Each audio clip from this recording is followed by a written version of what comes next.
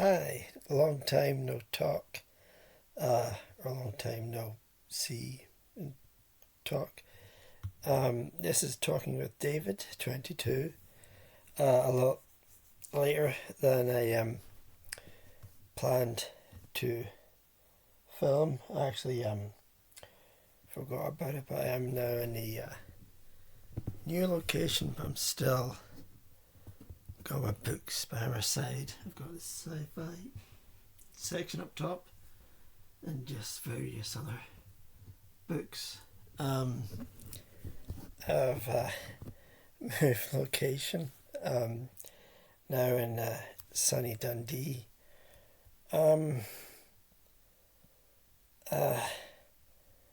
Hopefully it'll be good.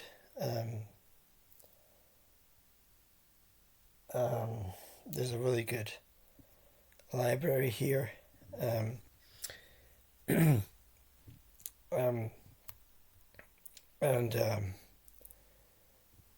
there's a theatre, which I'll need to get a sort of a friendship season ticket. As I say, it's very sunny. I think it's the sunniest place in Scotland. So it's sort of, I would say, California-esque type place. Maybe not the heat so much. But moving was a private thing. I won't go into detail about it. But that was the reason why I was offline for such a long time, or I don't know how long, 2 months maybe, which maybe that's a long time, maybe not. Probably a long time in terms of internet, since the internet moves so fast. As a result of not being on Booktube, I've missed a lot of things. Fantasy February, March Mystery Madness, which I'll do next year. March of the Mammoths, although I don't really know. I do have quite a few chunksters, but it's difficult. I might get through one in the March. Camp NaNoWriMo, I didn't take part in that. I don't know if I was really planning to. Anyway, I'll definitely do NaNoWriMo.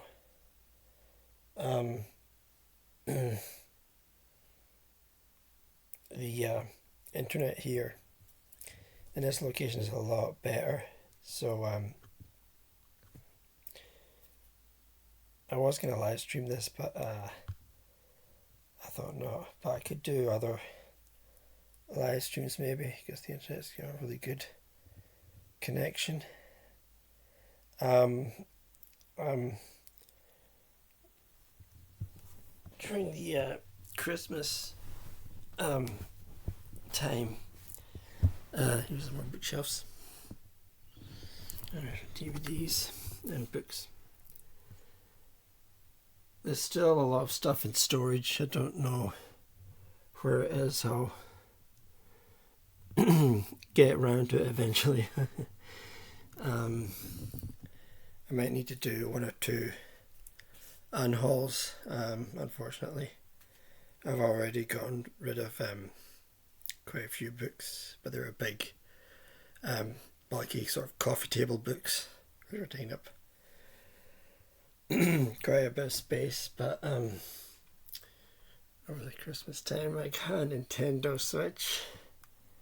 I see I've customized it with some buttons about how fancy, and I really love this thing. It's taking up huge chunks of my time, but I'm not exactly addicted to Fortnite, but I really do Love it. They get the best game, one of the best games I've played for a long, long time. I also really love that. Excuse me, Rocket League, which is cars playing football, basically. An amazingly sort of simple um, game, but really addictive. Various other games which I actually haven't gotten around to playing yet.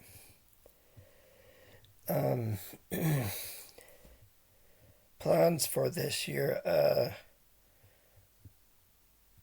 I really don't know. Hopefully I'll get to the Chimera festival this year. June, I believe it is. Haven't bought tickets yet. Unfortunately, with iWrite being in Glasgow, I'll miss that. I might get to one event, but I'll miss it. It certainly won't be on the scale of previous years. And last year they had, like everything else, they had Zoom events virtually. But this year they've not doing a hybrid event as far as I know. It's just completely in person, which I think they're kind of missing a trick there. They could, and I think in years before the pandemic, they did broadcast or briefly record some talks, so not sure why they're not doing it, or maybe I'm wrong. I might have it wrong.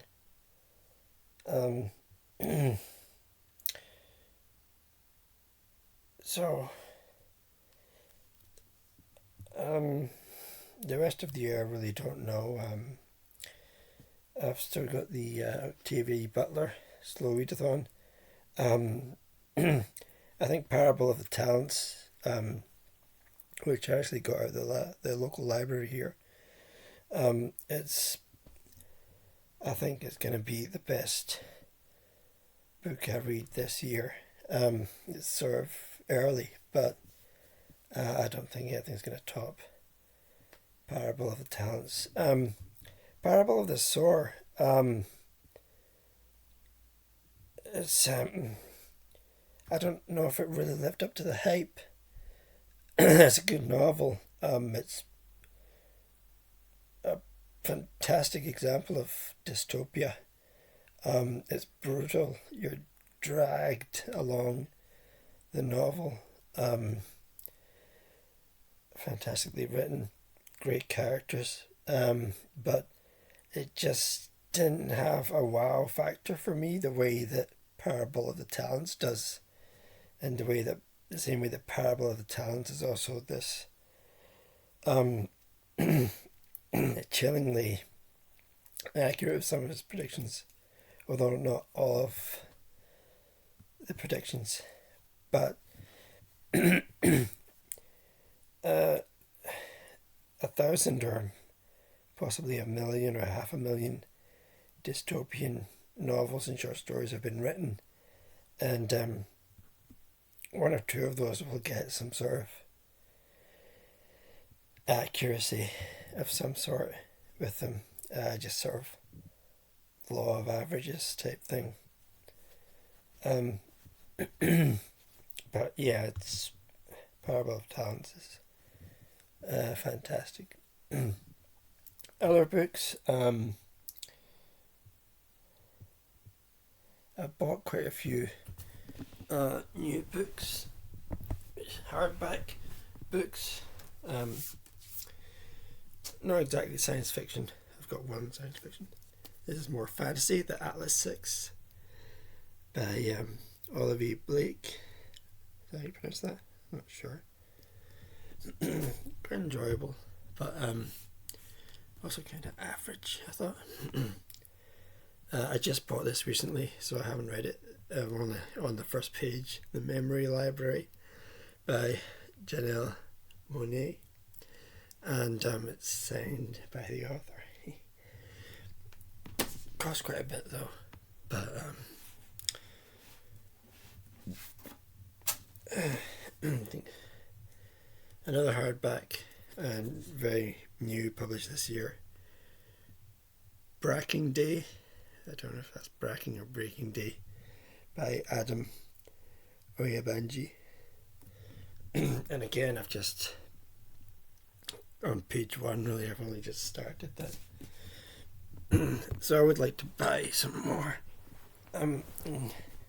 Read very modern and like very newly released, specifically science fiction. Hopefully I'll do that.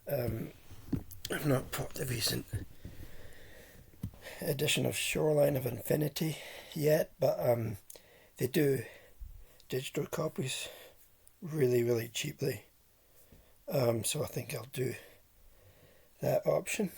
I'm continuing on with the Value comic series. I don't know if you can see that. Enjoyable. The only issue I have with Valiant is I think they've gone through 1 or 2 reboots and was a very short history. But I really love the I love the characters, I love the universe. Harbinger is their best work of Valiant. You might need to read others to sort of fully get the story, but Harbinger is the best example of the work by Valiant comic publishers.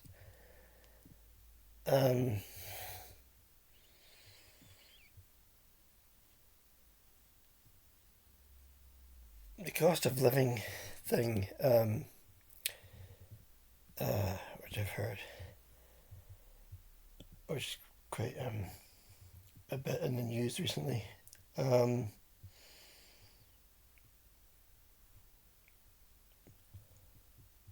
not an expert. You need to ask somebody else. It's strange. I don't seem to see it or feel it. Well, see it. I don't seem to see it. I thought like after the pandemic, near enough everything would be like an Edward Hopper painting. You'd have one single person and they'd be surrounded by an emptiness, and I think once or twice I've sort of seen that scene, but for the most part, no, I don't think so.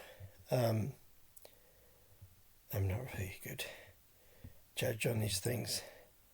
And of course I have to mention Ukraine. I've donated twice, I think, but I need to donate a lot more. Truth is, Putin should have been taken down a long time ago. He's a criminal who's evaded any form of justice. It just doesn't make any sense. The word horror, I don't know if it gets used enough to describe Ukraine, but it's a very accurate description, but it doesn't, we can't imagine it really. Yeah, I've been out in shops or just walking down the street, and you can't imagine the sound of bombs or gunfire.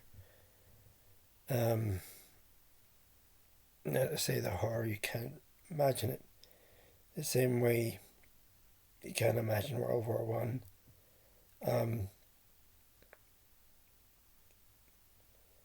That, I mean, it can be described, but you can't feel it.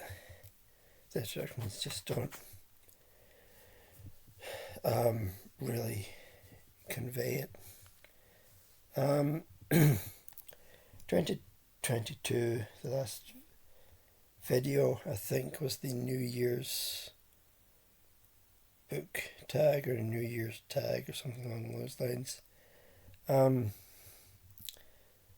I think what I said about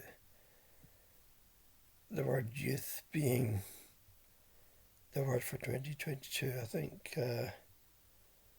that remains to be seen, but we don't know how. I don't know